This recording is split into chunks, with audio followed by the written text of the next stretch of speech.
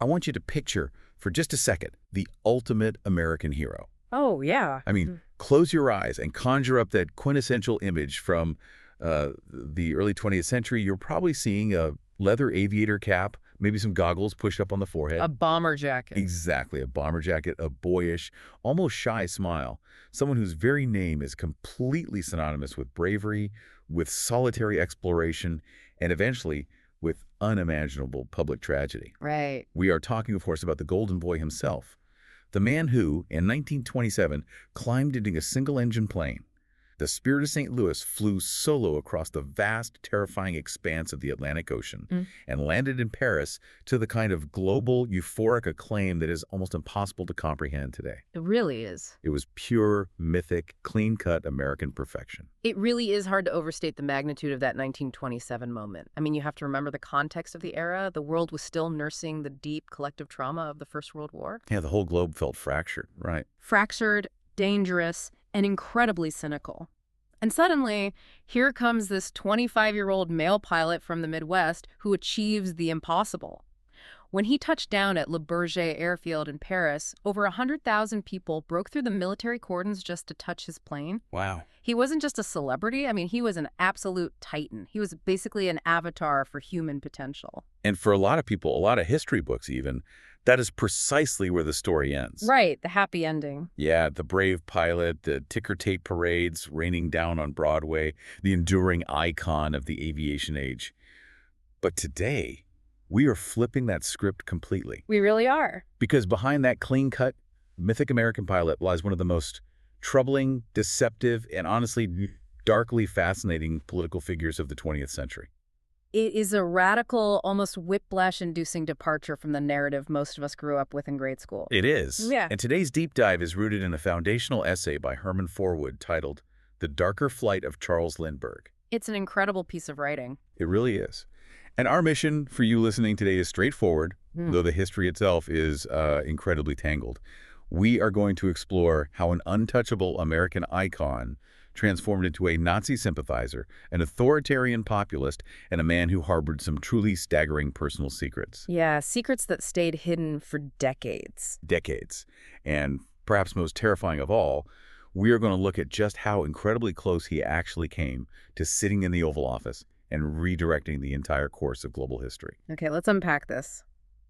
Where do we even begin to dismantle a cultural myth this massive? Well, to understand how Lindbergh operated later in his life and how he got away with promoting such dark ideologies for so long, we first have to understand the armor he was wearing. The armor. Right, you can't just jump into the political rallies of the 1940s. You have to understand the completely impenetrable shield of public sympathy that surrounded him.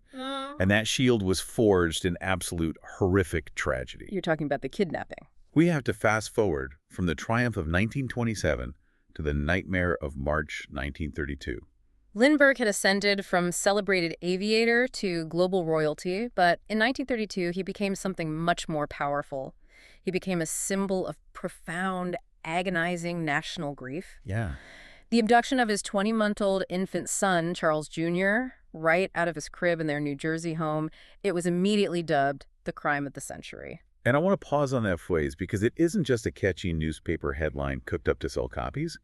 This tragedy completely hijacked the American consciousness. Absolutely did. People who had never met the Lindberghs were openly weeping in their living rooms. You had this man who conquered the Atlantic, who represented American ingenuity and absolute invincibility, rendered utterly powerless to protect his own sleeping child. It shattered the illusion of safety for everyone. It did. And the media circus that followed it was unprecedented, wasn't it? It was the birth of modern tabloid frenzy. Within hours of the kidnapping, thousands of people, reporters, photographers, but also just curious onlookers, drove to the Lindbergh estate. Just a gawk. Right. They literally trampled the grounds, destroying potential footprints and evidence. The nation was captivated by the 72 days of agonizing negotiations, the ransom drops, and ultimately the devastating discovery of the child's body. What's fascinating here is the psychological mechanism at play within the broader American public. Okay, lay that out for me. You have to look at the sociology of collective grief. The public had already projected all their hopes and highest ideals onto him after the Paris flight. When the kidnapping happened, they projected their deepest parental fears and their profoundest sympathies onto him as well. He shifted from being a hero to a martyr. It makes me think of it this way. It's like the ultimate tragic halo effect. Oh, that's a good way to put it. If you have a superhero, and that superhero suffers a highly public, devastating, and entirely undeserved loss, the public simply loses the ability to see them as a potential villain. Right. They become sanctified. If you critique them, if you even question them, you look like a monster. Nobody wants to attack a grieving father. Exactly.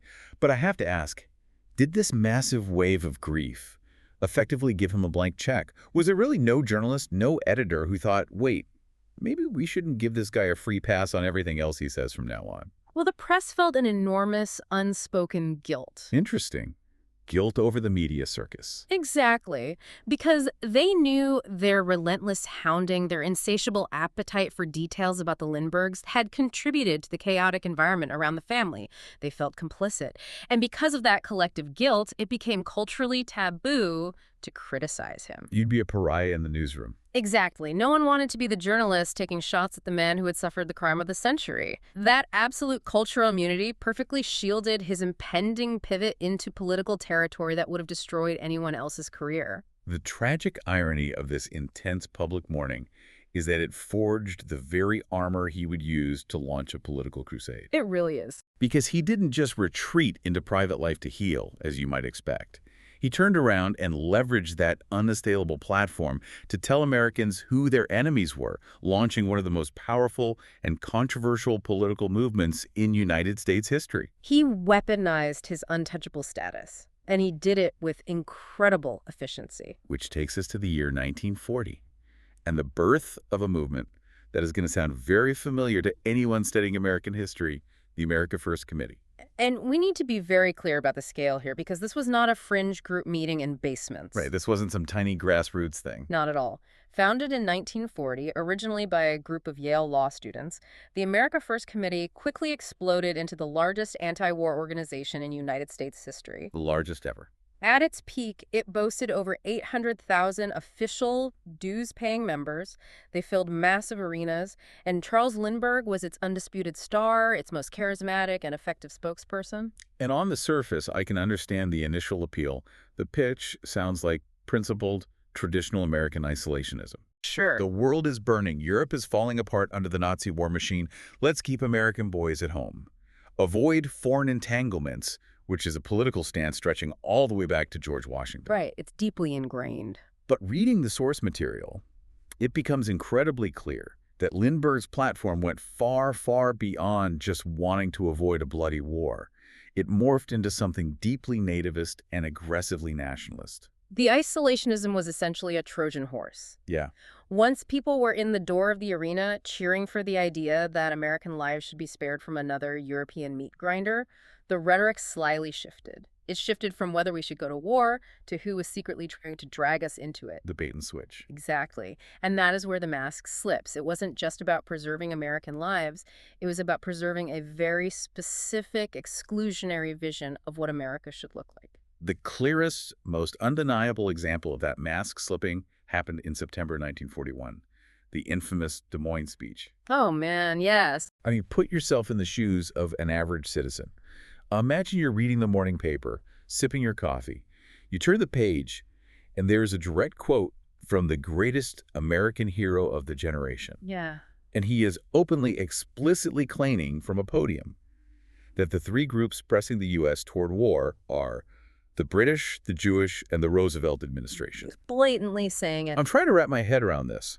How does the public square the image of the grieving, heroic aviator with a man openly blaming Jewish people for pushing the country into war? The reality is, many of them couldn't. It was a seismic shock to the political system. You have to remember, the atmosphere of the 1930s and 40s anti-Semitism was certainly prevalent in American society, often quietly enforced in country clubs and university quotas. Right, the quiet bigotry. But to have a figure of Lindbergh's monumental, almost religious stature articulated so bluntly, so publicly, from a massive political podium to an audience of thousands roaring their approval, it was staggering. It gave it a horrifying legitimacy. Exactly. The journalist Walter Lippmann, who was one of the most respected voices of that era, called it the most un-American speech made in my time by any person of national reputation. That is a damning indictment. Yeah. But I'm curious about the mechanics of this. How did his rhetoric actually function in these rallies? Mechanically speaking, Lindbergh was using his immense popularity to launder bigotry. He framed his anti-Semitism not as hatred, but as a cool, detached, patriotic observation. Like he's just stating facts. Right. He would say things like, "We understand why Jewish people hate Nazi Germany, but their interests are not American interests." By phrasing it that way, he made bigotry sound like rational, level-headed statecraft. Wow. When the guy who crossed the Atlantic and suffered the nation's greatest tragedy tells you that a specific minority group is a threat to the nation's peace, a terrifyingly large segment of the population isn't going to fact-check him. They are going to nod their heads. And this anti-war stance, this desperation to keep America out of Europe, it wasn't just about keeping American troops safe. It was rooted in a genuine and, frankly, terrifying admiration for the very enemy across the Atlantic. His reluctance to fight Nazi Germany was deeply intertwined with his profound respect for what they had built. To understand that respect, we have to look at what Lindbergh was doing in the late 1930s, before the America First Committee even existed. Right, his travels. He was doing a lot of traveling. He toured Germany extensively between 1936 and 1938. And he wasn't just taking in the sights as a tourist. He was being treated like absolute royalty by the top brass of the Third Reich. He met personally with Hermann Goering, the head of the Luftwaffe. We should add some crucial context to those trips, though. Lindbergh didn't just wander into Germany. He was invited. Well, the United States military attaché in Berlin actually asked Lindbergh to use his celebrity to get inside the German aviation industry. The U.S. wanted intelligence on how advanced the Luftwaffe was. Oh, so he went in almost as a spy.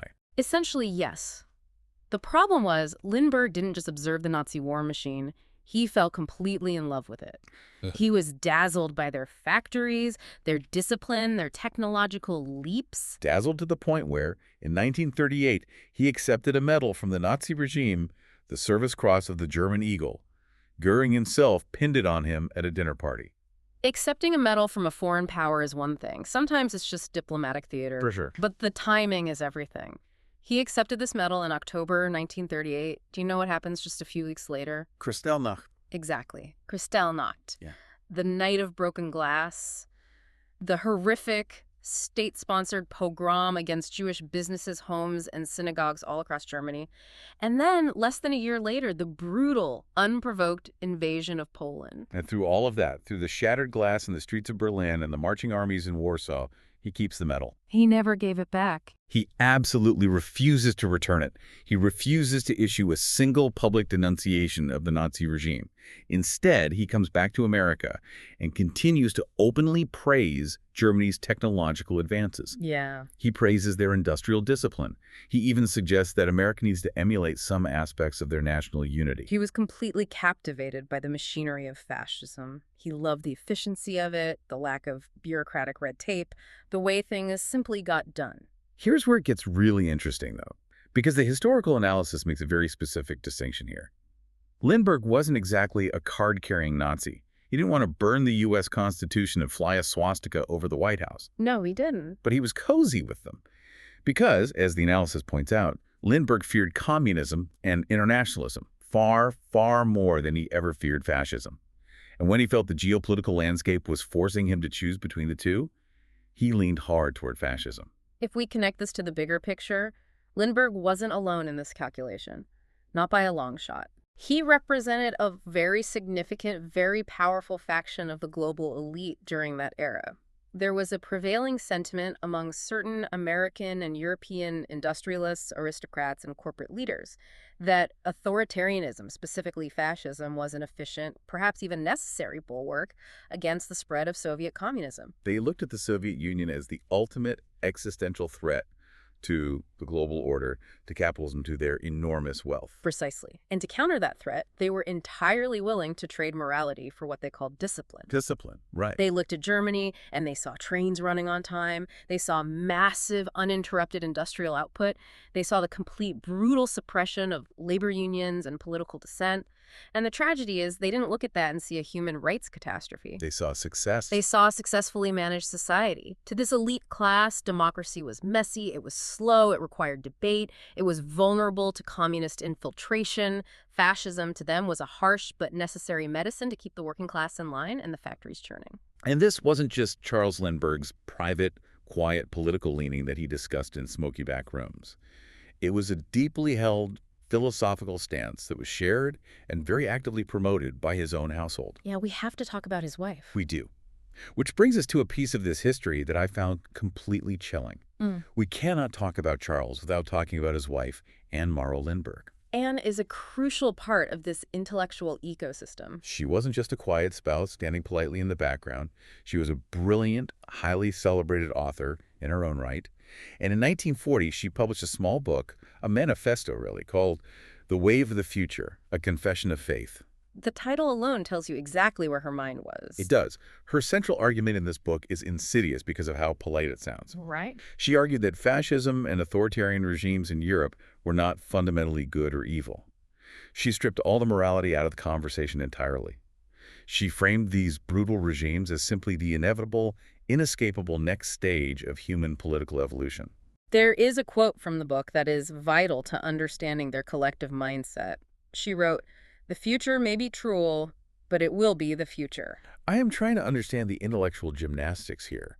It's like she was essentially treating the rise of a genocidal dictatorship like a weather pattern. That's a perfect analogy. Like it's a hurricane forming off the coast. You can't fight a hurricane. You can't debate with a hurricane. You just have to buy an umbrella, batten down the hatches, and accept it. Yeah, just weather it out. She advocated for this incredibly dangerous passivity, directly advising Americans not to resist this historical shift because resisting it was pointless. And that framing, treating a political ideology, built by men making choices, as an unstoppable force of nature is a brilliant, if utterly toxic, rhetorical device. Because it absolves you of responsibility. Exactly. Because if fascism is inevitable, if it is just the wave of the future, then fighting it is not just pointless, it's actually backward-looking. It paints the anti-fascists, the people fighting for democracy, as naive reactionaries stubbornly clinging to the past. It makes apathy seem enlightened. President Franklin D. Roosevelt certainly saw exactly what she was doing. Oh, FDR did not hold back. When the book came out, FDR didn't just ignore it. He responded by publicly mocking it, calling it the Bible of every American fifth columnist. Wow. He was basically calling her the patron saint of Nazi sympathizers actively working to undermine America from the inside. FDR recognized the supreme danger of that book because of who wrote it. The Lindberghs were considered American royalty.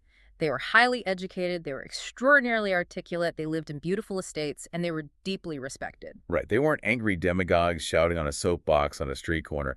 They were writing elegant prose. And that is where the true peril lies. It is profoundly dangerous when the intellectual elite package authoritarianism as inevitable progress and present it to a trusting public. It launders the brutality, it takes the violence, the secret police, and the oppression of fascism, and wraps it in the polite, sophisticated language of historical evolution. It gives permission to the average, comfortable citizen to simply look away and accept the cruelty happening to others because, well, it's just the wave of the future. But as we dig deeper into the source material, we see that this fatalistic acceptance of fascism wasn't just a detached political theory for Charles Lindbergh. It was rooted in a much darker pseudoscientific justification. He held a core biological truth that informed everything he did. We have to look at the pseudoscience that completely underpinned his worldview, and that is eugenics. This is where the story gets incredibly grim. Lindbergh had a deep, unshakable belief in eugenics. He was consumed by an intense anxiety about the deterioration of Western civilization. Right. He was terrified of racial decline, terrified of immigration mixing the gene pool. And there's a quote from his posthumously published journals that I think is the absolute Rosetta Stone for understanding his mind. He wrote, "I believe that racial strength is vital.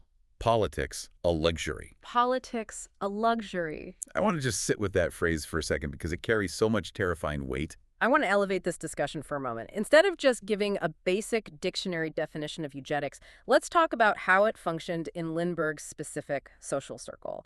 Because I think we often associate eugenics purely with the horrors of the Holocaust, without realizing it was a trendy cocktail party topic for the American upper class long before that. That's a vital piece of context. In the 1920s and 30s, eugenics wasn't a fringe theory. It was treated by many in the upper echelons of American society, and even in academia, as legitimate cutting-edge science. Like actual respected science. Yes.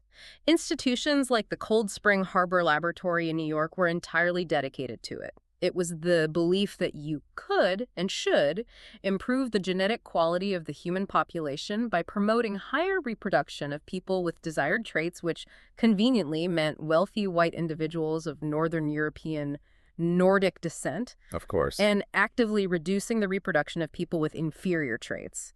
It provided a completely fabricated, supposedly rational and scientific cover for horrific racial superiority complexes. It allowed the American elite to be incredibly racist, but pretend they were just practicing objective biology. Exactly. The elites who championed it, people like the author Madison Grant, whose work Lindbergh admired, didn't see themselves as hateful bigots. They saw themselves as rational custodians of human progress. They were managing the human gene pool the way a farmer manages livestock.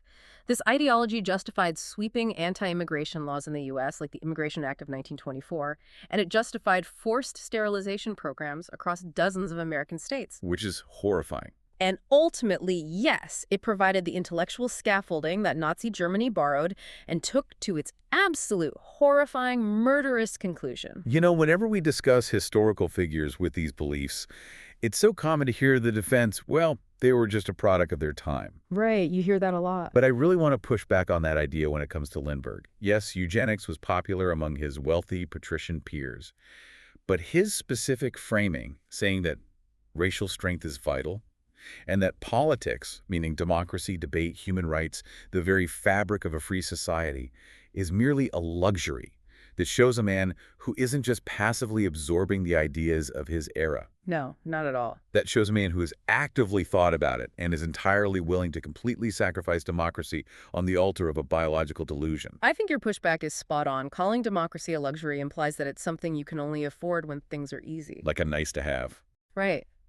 It means that when times get tough, when the supposed strength of the race is threatened by outside forces or internal diversity, the very first thing you jettison is the democratic process. You throw away voting, civil rights, and equality because they're just frivolous luxuries compared to the survival of the superior race. Wow. It is the ultimate authoritarian justification. It explains perfectly why he preferred Nazi Germany to democratic America. Germany had stopped treating politics as a luxury and started enforcing racial strength through the state. It is bone-chilling. But what makes it almost incomprehensible, what breaks my brain, is the extreme, unfathomable hypocrisy of it all. Oh, the hypocrisy is staggering. Here you have Charles Lindbergh standing at podiums at America First rallies, obsessed with the purity and strength of Western civilization. He is lecturing the American public on morality, on traditional values, on the necessity of discipline. And yet his own private life was a sprawling, intricate web of deception that defied absolutely every single standard he preached. We are moving into the revelations that truly dismantled whatever remained of his mythos long after he died. The secret families. Yeah. This is a discovery that didn't even come to light until the early 2000s. Decades after his death, DNA testing confirmed rumors that had been swirling for years. Charles Lindbergh maintained multiple secret families in Germany. 3 different families. Starting in the late 1950s, he fathered at least 7 children with 3 different women. And 2 of those women were sisters. It's just wild. And these weren't just brief, reckless affairs on a business trip. He led full-on parallel lives, hidden from the world, hidden from the press, and hidden from his own wife, Anne, for decades. The logistics of maintaining 3 secret families in Europe, while being one of the most recognizable men in the world and living in the United States, are staggering. Wait, that is exactly what I want to dig into. Yeah. How does someone pull off 3 secret families across an ocean before the internet, before cell phones? The sheer audacity. How did he actually do it? He used his post-war career as the perfect hover. After World War II, Lindbergh worked as an international consultant for Pan American World Airways and the U.S. military. Oh, so he had to travel anyway. Exactly. This gave him a legitimate reason to constantly be traveling to Europe, specifically to Germany, where he had an apartment in Munich. When he traveled, he compartmentalized his life with frightening precision. So, He used aliases. The most prominent one was Carew Kent. He wore disguises. He had his mail routed through secret post office boxes. He managed the finances through hidden European bank accounts. like a spy novel. When he wrote letters to these women, they were often written in codes or with strict instructions on how to reply so they wouldn't be intercepted. So the man who was lecturing America on national unity and moral superiority is sitting in a hotel room in Munich, writing coded letters to his mistresses, wiring money through Swiss banks, and orchestrating a massive international double life. And he managed this rotation of households. He would visit one family, then a few weeks later visit another.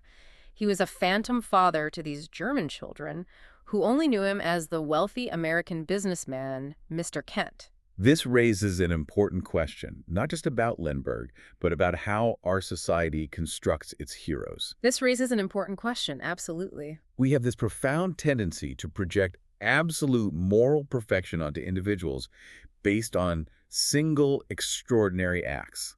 Lindbergh flew a plane across an ocean with incredible physical bravery and engineering skill. That is a fact. Yeah, you can't take that away from him. But society took that act of physical courage and we translated it into an assumption of flawless moral character. We think because he's brave in the air, he must be a saint on the ground. Right, and that projection entirely blinds us to their profound flaws. We create an avatar of perfection, and then we are completely shocked when the human being underneath can't sustain it. It's a setup for disappointment. But in Lindbergh's case, it wasn't just a failure to live up to an impossible public standard. It was an active, meticulously planned campaign of deception. To me, it reveals a level of narcissism and entitlement that is staggering. Completely. He genuinely believed the rules simply did not apply to him. Not the rules of fidelity, not the rules of honesty, and certainly not the rules of international politics. He was a superior being in his own mind, spreading his superior seed. It's the eugenics mindset playing out in his personal life. He felt entitled to live exactly as he pleased. But as devastating as that personal hypocrisy is to his legacy today, the historical analysis makes a very sharp pivot here. Okay, where does it go? It reminds us that while Lindbergh's private life was a catastrophic, hurtful lie to the people who loved him, the true existential danger to the world wasn't what he did in private. It was the power he wielded in public. And is how terrifyingly close he came to taking over the country. We are talking about the 1940 presidential election. Yeah. The great what-if presidency. Right. It is a historical reality that if Lindbergh had decided to run for president in 1940 against FDR, he would have had a very real, very potent shot. Really? This wasn't a pipe dream or a fringe campaign. Public polls at the time consistently put him at the very top of Republican presidential wish lists. And Franklin D. Roosevelt, a wildly popular sitting president seeking an unprecedented third term, genuinely feared him as a political threat. FDR was genuinely worried. He saw the crowds Lindbergh was drawing with the America First Committee. He saw the sheer emotional fervor in those arenas. FDR knew how potent that isolationist America First message was, especially when delivered by a mythic hero. It's one of the great historical contingencies. You have to look at how timing and external events played a massive role in stopping his political ascent. What stopped him? If Adolf Hitler's aggression had been slightly less overt in those early years, or if the horrors of the London Blitz, the relentless nightly bombing of British civilians, hadn't been broadcast via radio directly into American living rooms, waking the public up to the undeniable brutality of the Nazi regime, Lindbergh's isolationist appeal might have been unstoppable. He could have swept right into the White House on a wave of nationalist fervor. Easily. Now, the historical text we're looking at by Herman Forwood uses this near miss to present a broader analysis of populism. And what's fascinating about this historical analysis is how it identifies a very specific formula for political momentum in 1940. The Lindbergh formula. Exactly. If you look purely at the mechanics of that era as Forwood outlines them, the Lindbergh formula relied on a few key pillars. First, an anti-elite message delivered ironically by a wealthy popular outsider. A classic contradiction. Right. Second, the use of racist pseudoscience, like eugenics, dressed up as objective reason to justify fear of the other. Making bigotry sound scientific. Third, a base that is so emotionally bonded to the figure that personal scandals or blatant hypocrisy simply don't matter. Fourth, the demonization of minority groups as the source of national decay. And finally, a vague, nostalgic promise to restore the nation's greatness without any real clarity on how that will be achieved, other than demanding absolute loyalty. That formula, at least in the context of 1940, is incredibly potent. It relies on generating rage, leveraging outsider appeal, and offering the comforting illusion of a return to an undefined past greatness. Right. What this history of the 1940s proves, unequivocally according to the source, is how easily a democratic society can be charmed by authoritarianism, provided it arrives wrapped in a hero's cape. Lindbergh didn't need a military coup to threaten American democracy. He just needed a microphone, a radio network, and the residual glow of his 1927 flight. He had tens of thousands of people cheering for their own isolation, the marginalization of their fellow citizens. So what does this all mean? It's a stark reminder of how fragile the situation was. Let's recap this incredible, dark journey we've been on today. It's been quite a ride. We started with the spirit of St. Louis, that triumphant, singular achievement of human endurance that made him a god among men. We moved through the unimaginable grief of the 1932 kidnapping and saw how the media's guilt created an impenetrable shield around him. Then we explored how he utilized that exact shield to build the massive America First rallies, blending anti-war sentiment with nativism and overt anti-Semitism. We saw how his trips to Germany resulted in a terrifying infatuation with the efficiency of fascism. We looked at the intellectual laundering of that fascism through Anne Morrow Lindbergh's book, Treating Brutality as the Inevitable Wave of the Future. We dug into his core belief in eugenics, where democracy was just a disposable luxury compared to racial strength. The secret families, too. Right, we uncovered the staggering logistics and hypocrisy of his secret international double lives. And finally, we looked at the precipice of 1940 and the incredibly narrow escape from a Lindbergh presidency based on Forwood's historical analysis. It's a lot to process. To you listening, the reason this deep dive matters so much today isn't just to tear down a historical figure. It's because it serves as the ultimate historical warning to separate the physical or technical achievements of our idols from their political ideologies. That's the key takeaway. Flying a plane across an ocean requires incredible skill, focus, and bravery. But it does not grant you political wisdom, and it certainly does not give you moral authority. We have to look at what these figures are actually saying, what policies they are actually promoting, and how they live their lives beyond the mythology we've built around them. I think there's one final lingering thought we have to confront based on this history. Let's hear it. If we look at the timeline, Lindbergh's popularity and his America First movement remained a massive, formidable force right up until December 1941. It took an event as sudden, violent, and globally catastrophic as the attack on Pearl Harbor to definitively shatter the illusion of Charles Lindbergh's authoritarian appeal in America. And if it takes a literal act of war to break that kind of spell, what does that say about our collective ability to recognize the wave of the future before it actually crashes over us? A question that definitely stays with you long after the history books are closed. Thank you so much for joining us on this deep dive. We'll catch you next time.